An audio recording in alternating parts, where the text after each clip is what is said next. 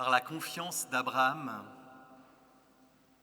dans la maternité de Sarah, dans les larmes d'Agar, dans les jeux des deux fils, Ismaël et Isaac, dans la longue généalogie des croyants et des croyantes qui nous ont précédés, par la fraternité en Christ qui nous lie ce matin, dans la puissance de ta parole. Seigneur, tu te fais connaître. La grâce et la bénédiction de notre Seigneur sont sur nous, ici et maintenant. Amen.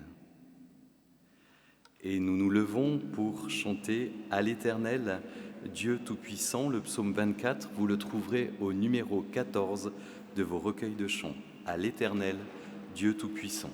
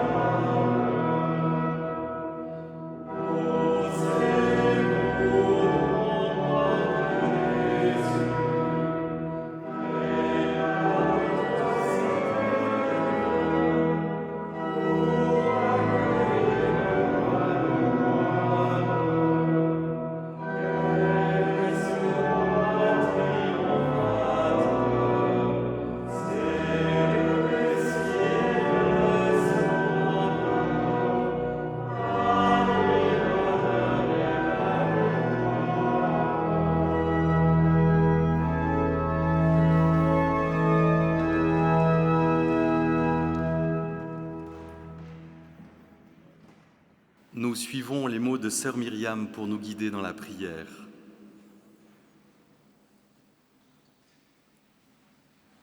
Seigneur, donne-nous la prière comme on donne un verre d'eau aux voyageurs du désert. Seigneur, donne-nous la prière comme on donne le feu aux voyageurs de la nuit. Seigneur, donne-nous la prière comme on donne le chant aux voyageurs des abîmes. Seigneur, donne-nous la prière comme on donne remède aux blessures ouvertes. Seigneur, donne-nous la prière comme on donne un baiser au temps des solitudes. Seigneur, Donne-nous la prière, et nous te la rendrons comme on donne l'épi au temps de la moisson. Seigneur, donne-nous la prière, et nous partagerons comme l'homme, la femme affamée qui reçoit ses amis. Seigneur, donne-nous la prière et nous la danserons, comme danse l'enfant sous la pluie du soleil.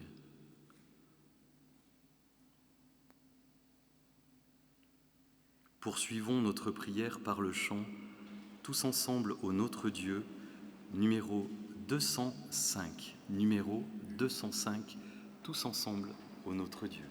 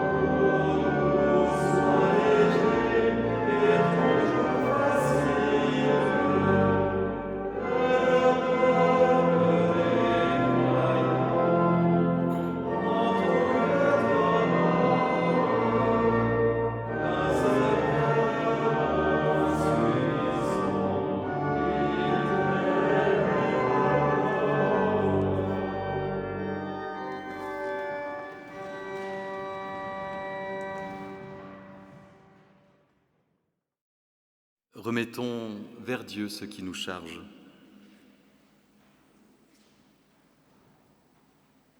Seigneur Dieu, nous avons souvent préféré nos désirs à ta volonté. Nous avons préféré les images que nous nous faisions de toi à ta réalité. Nous avons préféré notre satisfaction immédiate à la joie que tu donnes. Nous travaillons souvent plus pour nous que pour ton royaume. Nous nous sommes aimés nous-mêmes plus que nous avons aimé notre prochain, et parfois nous ne nous aimons plus, haïssant l'image de toi en nous. Pardonne-nous, Seigneur, de changer si peu. Pardonne-nous de nous être si souvent repentis en vain. Toi qui nous connais mieux que nous-mêmes, toi qui nous aimes en dépit de tout, manifeste-toi dans nos vies, change notre volonté, donne-nous courage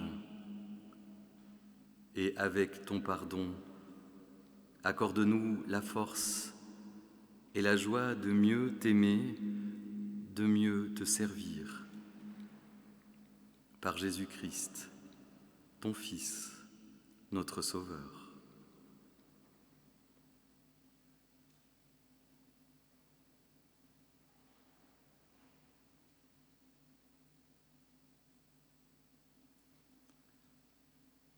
Frères et sœurs, quand notre Dieu nous condamne,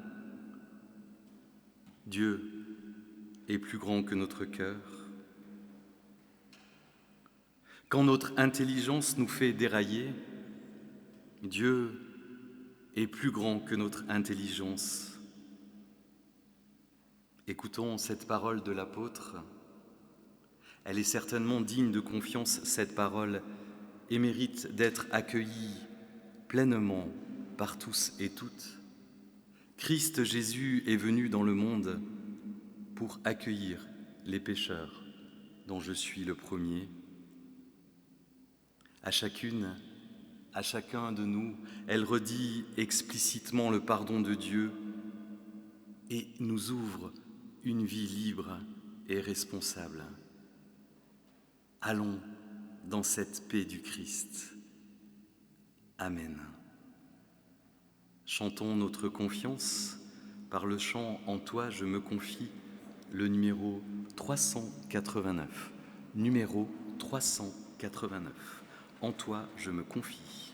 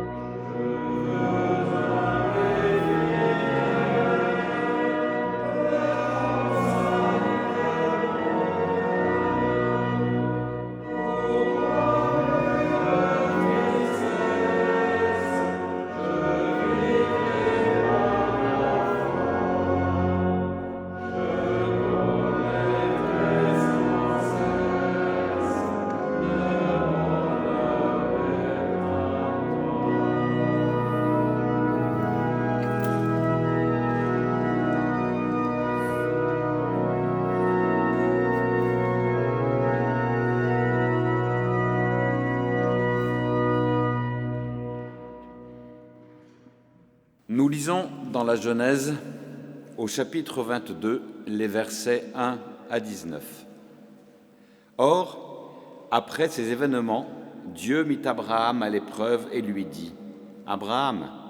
Il répondit : « Me voici. » Il reprit : « Prends ton fils, ton unique, Isaac, que tu aimes, pars pour le pays de Moria, et là tu l'offriras en holocauste sur celle des montagnes que je t'indiquerai. » Abraham se leva de bon matin, sangla son âne, prit avec lui 2 de ses jeunes gens et son fils Isaac.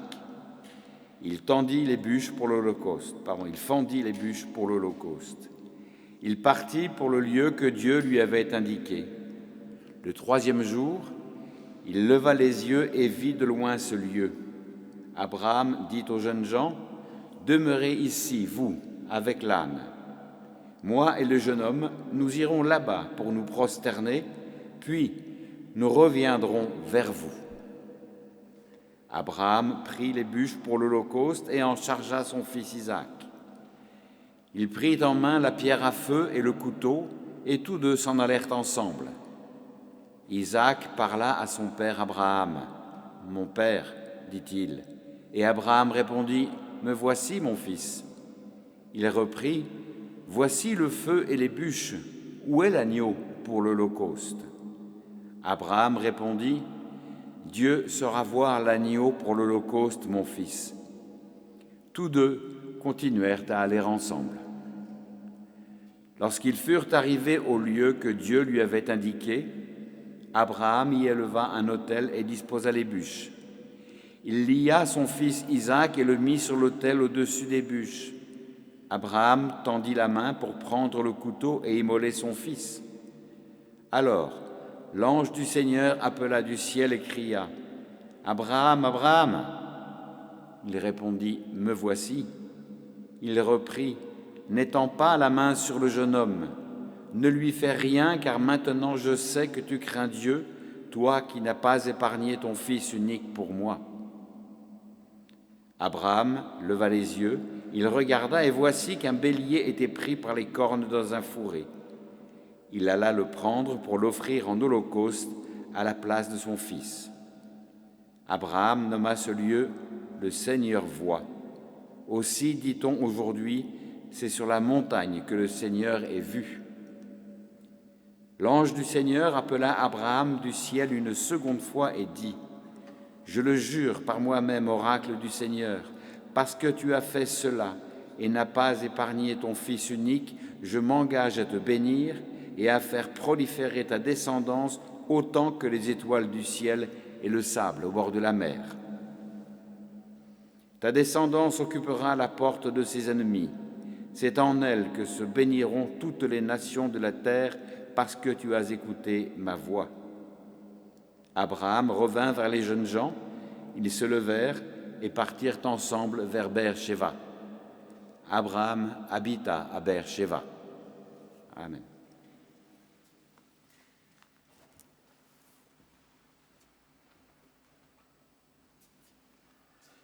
Et nous nous levons pour chanter Louange et Dieu au Créateur, le numéro 104.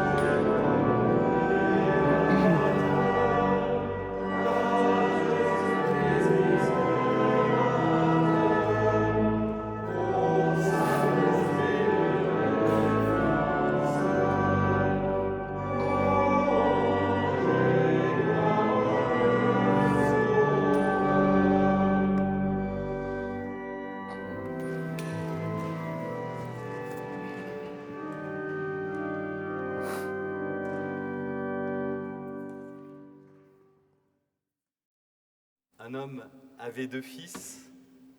En continuité de dimanche dernier, continuons de dérouler la vie d'Abraham. Un homme avait 2 fils, Ismaël et Isaac. Ismaël, le fils conçu avec Agar, la servante de Sarah, lorsque le couple n'arrivait pas à avoir d'enfants. Abraham avait 2 fils, mais il en chasse un dans le désert avec sa mère, parce que la cohabitation des 2 enfants n'est plus possible. Abraham sacrifie donc sa relation avec Ismaël, qui ira accomplir la bénédiction d'une grande descendance dans le pays de sa mère, l'Égypte. Un homme avait 2 fils, Ismaël et Isaac. Isaac, enfant du rire, enfant de la promesse et de la vieillesse qui réjouit le cœur de ses parents. Avec le départ de son aîné, Ismaël, Abraham pensait peut-être avoir fait le plus compliqué et que désormais il allait pouvoir se laisser aller à la promesse. Nous l'avons lu et entendu. Tel n'est pas le cas. Une terrible épreuve, une nouvelle épreuve s'abat sur le patriarche. Prends ton fils, je te prie, ton fils unique, celui que tu aimes, Isaac. Va-t'en au pays de Moria et là, offre-le en sacrifice sur l'une des montagnes que je t'indiquerai. Nous ne pouvons que supposer la stupéfaction d'Abraham quand il reçoit cette injonction de la part de Dieu.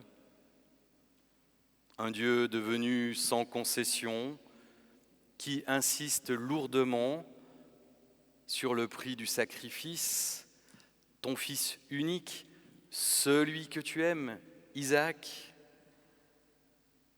Quel père peut-il supporter une telle demande ? La désobéissance peut parfois offrir une option. Comment Abraham va-t-il réagir à cette demande aussi improbable que terrifiante ? Porter la main sur son enfant. Avec crainte et tremblement, nous scrutons justement cette réaction d'Abraham qui se lève en espérant que, comme Jonas, il se lève et parte rapidement de l'autre côté, loin de ce pays funeste de Moria.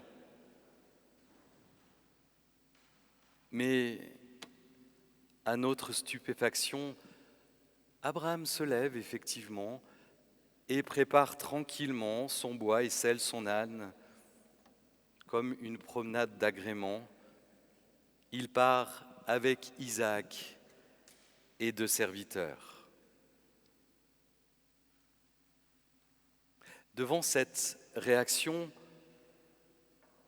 les avis divergent.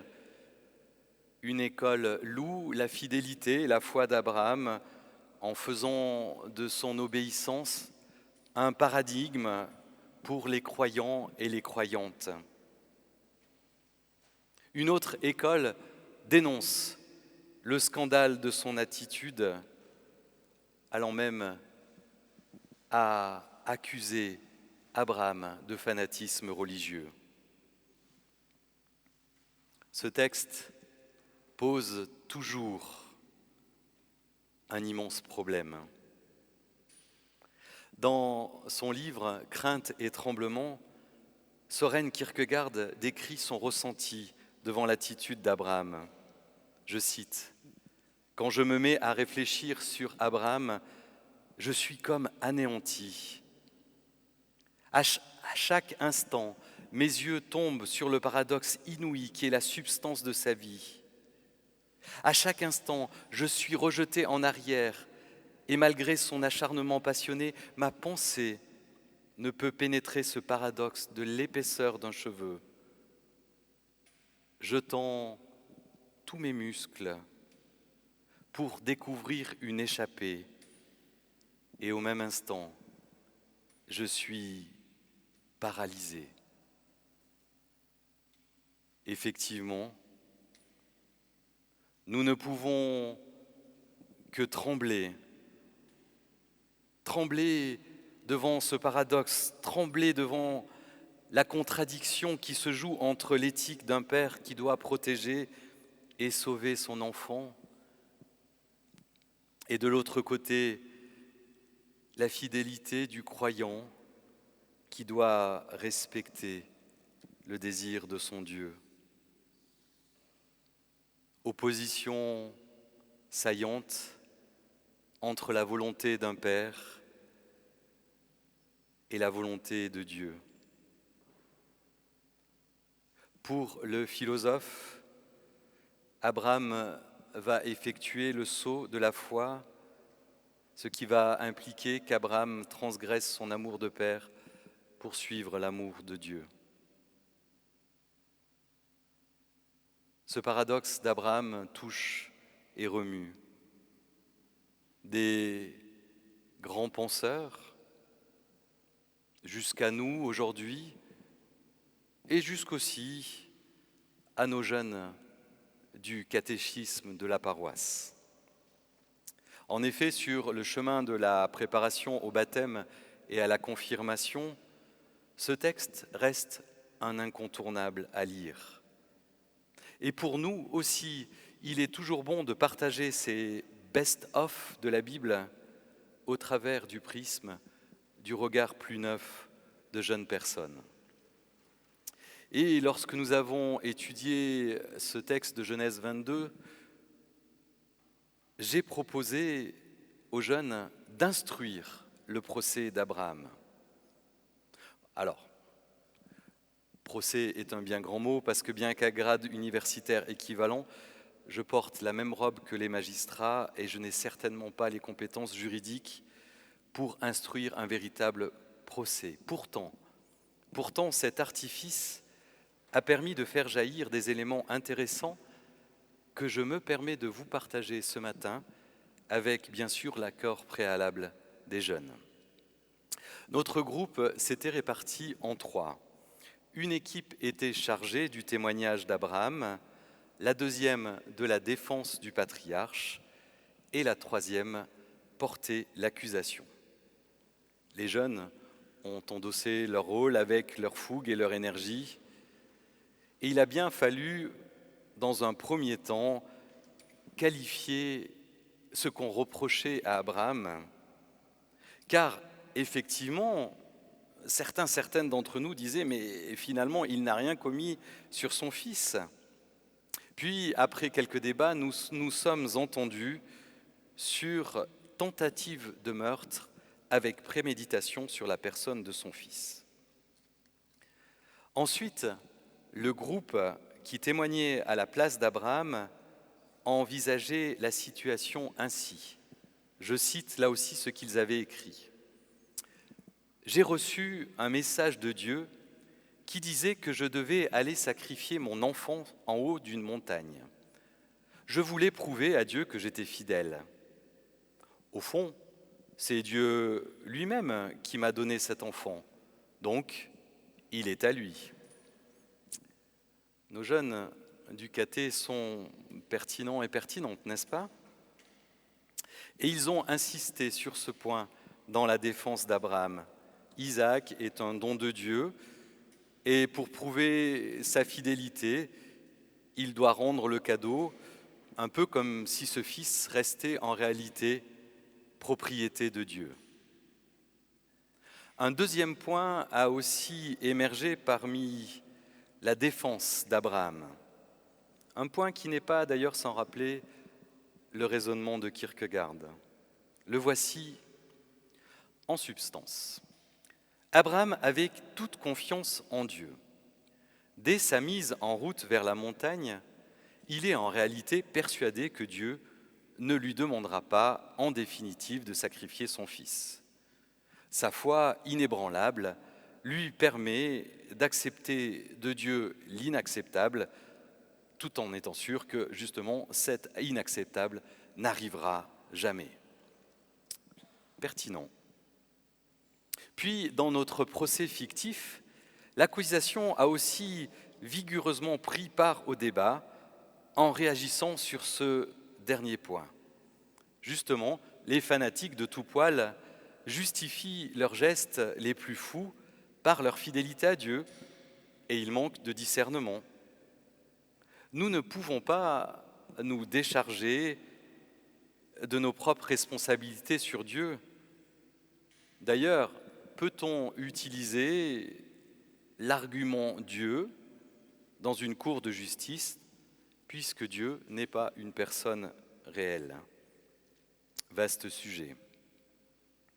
Et pour nos procurateurs, procuratrices, Abraham est véritablement coupable de défaillance dans son devoir de père, et aussi, et ça c'est bien trouvé, dans son devoir d'époux.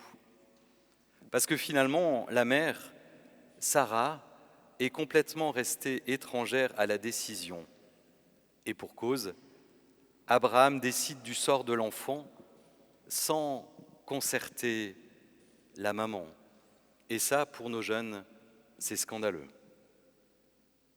Ensuite, l'accusation a fait valoir que Abraham n'avait finalement pas une grande connaissance de son Dieu et de son horreur des sacrifices humains.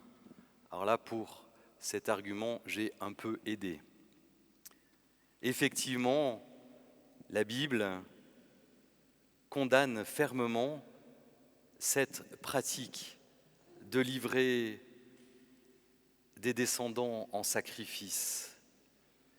Et Abraham, qui connaît si bien son Dieu maintenant, grâce à sa grande complicité avec son Seigneur, Abraham devrait savoir que justement ce Seigneur-là se distingue des autres divinités de l'Antiquité, parce qu'il ne réclame plus des holocaustes humains pour satisfaire un divin ego. Et justement, la défense d'Abraham a directement retourné cet argument pour affirmer que c'est justement parce qu'Abraham connaissait cette spécificité de son Dieu qu'il a toujours été persuadé que Dieu ne lui demanderait jamais d'aller jusqu'au bout. Alors je peux vous assurer que les débats ont été passionnés et intenses, et c'est magnifique de pouvoir constater que Abraham a toujours une forte actualité, même auprès d'un groupe d'adolescents du XXIe siècle. Je dois bien avouer que je me suis trouvé un peu en délicatesse pour conclure ce procès, pour conclure les débats de ce bouillonnant cénacle. Alors, je me suis permis d'offrir, de proposer une lecture un peu décalée des événements qui ont eu lieu sur cette montagne. Il y a quelques indices qui poussent à penser qu'Abraham reçoit ici en fait un enseignement essentiel dans sa vie de croyant. En effet, le texte débute par « Abraham est mis à l'épreuve ». Et dans le texte biblique, la mise à l'épreuve est toujours une occasion d'enseignement, une occasion d'apprendre et de croître. Abraham, sûrement, était parti sur une représentation erronée de son Dieu. Abraham, dans sa grande reconnaissance pour sa vie, pour ses deux fils, pour les multiples bénédictions qu'il reçoit, se voit comme débiteur de son Dieu. Il pense être redevable et imagine qu'il doit rendre, et comme il a reçu beaucoup, il doit rendre beaucoup. Et comme les jeunes l'avaient suggéré, il doit rendre le cadeau Isaac. Alors bien sûr, cela renvoie à l'image d'un donateur capricieux qui donne et reprend au gré de ses envies. Abraham, peut-être pense-t-il son Dieu à l'image de ces dieux antiques qui s'amusent des turpitudes humaines et exigent sacrifice. Heureusement, son geste sera retenu. Et pourtant, Abraham va effectivement effectuer un sacrifice en montant sur la montagne du pays de Moria. Il va sacrifier cette image perverse de Dieu. Dans une ultime péripétie, un bélier se manifeste juste au moment du sacrifice. Abraham monte sur la montagne de Moria avec l'intention de sacrifier un fils, un agneau, dit-il à son fils. En définitive, il sacrifie un bélier, un père. Voilà l'enseignement de la mise à l'épreuve d'Abraham. Il renonce, il sacrifie cette image d'un père exigeant et capricieux. Alors là, oui, Abraham peut redescendre de la montagne, assuré de la bénédiction d'un Père véritable.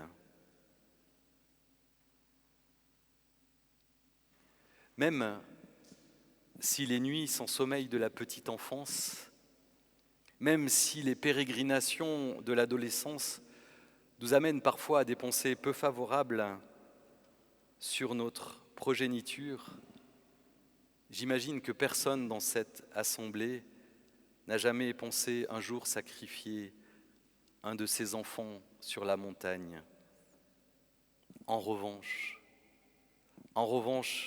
j'ai souvent besoin de refaire le chemin vers la montagne comme Abraham pour sacrifier mes images erronées d'un Dieu capricieux, autoritaire, qu'il faudrait satisfaire par des sacrifices et des œuvres. Non, le Père donne tout pour nous donner la liberté de vivre. Sacrifier cette image détournée de Dieu, s'en débarrasser pour enfin vivre et se nourrir d'une bénédiction. Amen. Quelques annonces pour la vie de notre communauté.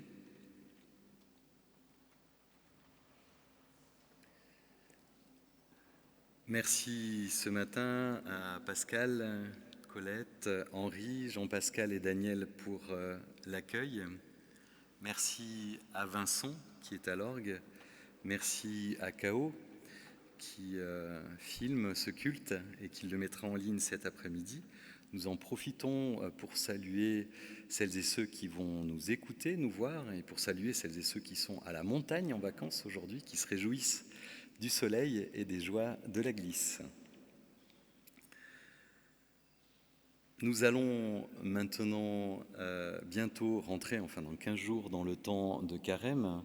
Et cette année, nous proposons une série qui s'appelle « Un carême au féminin » et nous recevrons des grandes prédicatrices du monde protestant francophone actuel. La première à nous rejoindre, ce sera Emmanuelle Sebolt, qui est présidente du Conseil national de l'Église protestante unie de France. Donc retenez vos dimanches, dimanche de carême. Voici maintenant le moment de l'offrande. Nous écouterons ce matin une cantate de Bach, Wer nur den lieben Gott lässt walten, celle, celui qui laisse le Dieu bon régner sur sa vie, que cette musique vous inspire votre don.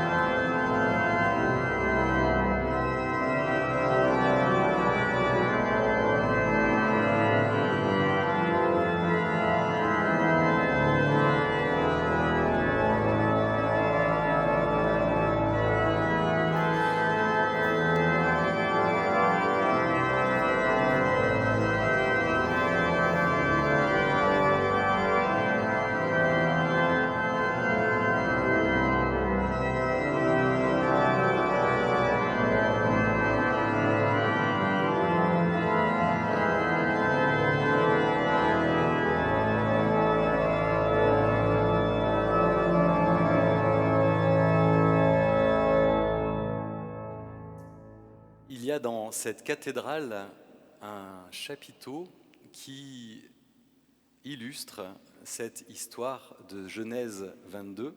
Donc si vous avez un peu de temps et envie de vous promener dans la cathédrale la tête en l'air, ce sera votre petit jeu avant de sortir de la cathédrale, de trouver ce chapiteau où l'on raconte l'histoire du sacrifice d'Isaac. Et puis c'est Daniel Pi qui se chargera de vous donner la réponse, puisque c'est lui qui m'a signalé ce chapiteau spécial pour notre culte de ce matin. Entrons dans ce moment de scène. Louons Dieu. C'est notre joie de te célébrer, ô notre Dieu, pour ce monde que tu as créé si beau et que tu gardes au travers de ces pérégrinations. Tu le gardes jusqu'au jour où, selon ta promesse, viendra ton royaume. C'est notre joie, ô Dieu, de te célébrer pour ton Fils, Jésus-Christ, notre Seigneur, né de notre chair, baptisé, tenté, transfiguré, condamné, crucifié et ressuscité d'entre les morts, élevé dans la gloire. C'est notre joie de te célébrer pour ton souffle de vie, l'esprit d'adoption qui nous apprend à te dire « Père », qui exorcise nos peurs et illumine notre foi. Aussi, avec les cieux et la terre, avec la multitude de ton peuple, par tous les temps et par tous les lieux, nous célébrons ton nom et nous le célébrons en chantant Saint, Saint, Saint, le numéro 129.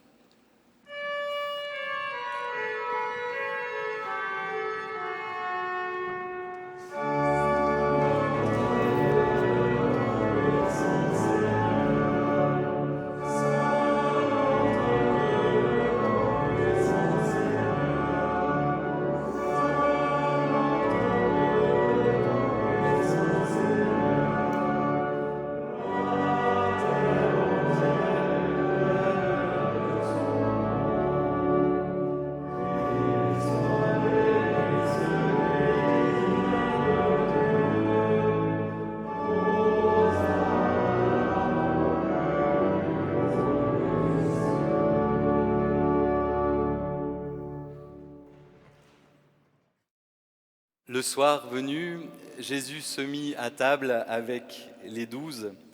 Pendant le repas, il prit du pain. Et après avoir rendu grâce, il le rompit et le leur donna en disant « Prenez, ceci est mon corps ». Ayant aussi pris la coupe, il la leur donna en disant « Prenez, ceci est mon sang. Buvez-en tous, car c'est le sang de l'Alliance qui est répandu pour la multitude, pour le pardon des péchés.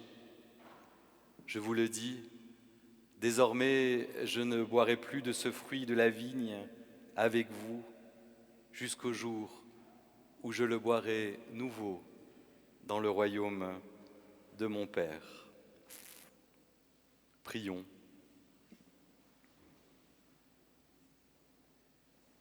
Père, au moment de nous approcher de cette table, nous faisons mémoire des paroles et des gestes de Jésus-Christ, de sa mort, de sa résurrection, et nous attendons son retour.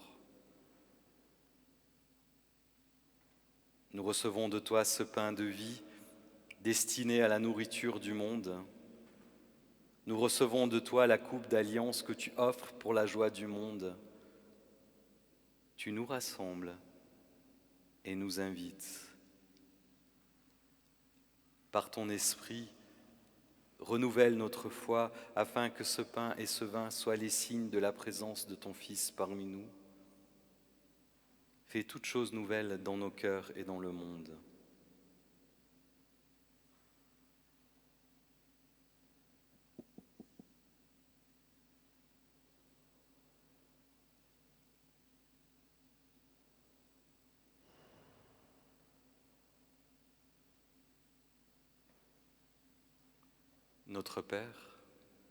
Notre Père, qui es aux cieux, que ton nom soit sanctifié, que ton règne vienne, que ta volonté soit faite sur la terre comme au ciel. Donne-nous aujourd'hui notre pain de ce jour. Pardonne-nous nos offenses, comme nous pardonnons aussi à ceux qui nous ont offensés. Ne nous laisse pas entrer en tentation, mais délivre-nous du mal. Car c'est à toi qu'appartiennent le règne, la puissance et la gloire, au siècle des siècles. Amen.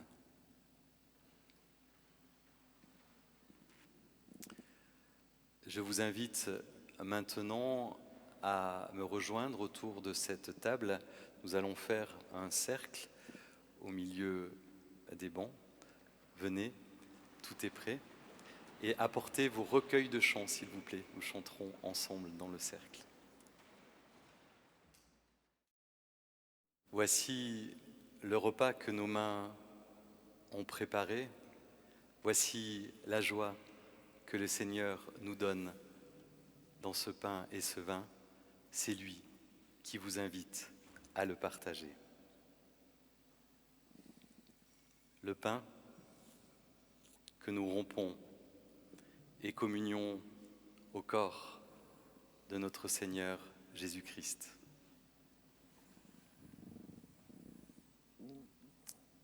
La coupe de bénédiction pour laquelle nous rendons gloire et communion au sang de notre Seigneur Jésus-Christ, versé pour nous. Amen. Nous te remercions, ô notre Père, pour ce pain et ce vin partagés, signe de ta présence parmi nous, qui nous rassure, qui nous guide et nous conduit. Nous te remercions pour ta parole qui nous rejoint ce matin, fait que nous en soyons édifiés pour cette semaine qui s'ouvre à nous. Amen. Et ensemble, nous chantons « Demeure par ta grâce », le numéro 145, 145, « Demeure par ta grâce », 145.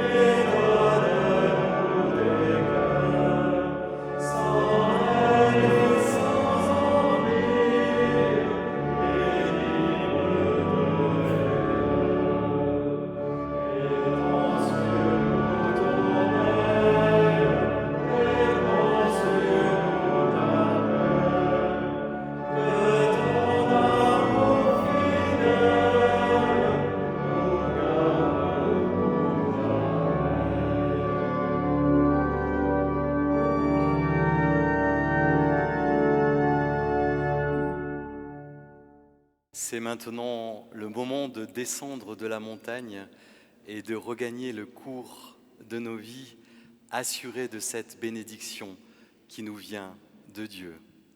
Son amour inconditionnel nous donne et nous permet de vivre librement. Allons en paix. Amen.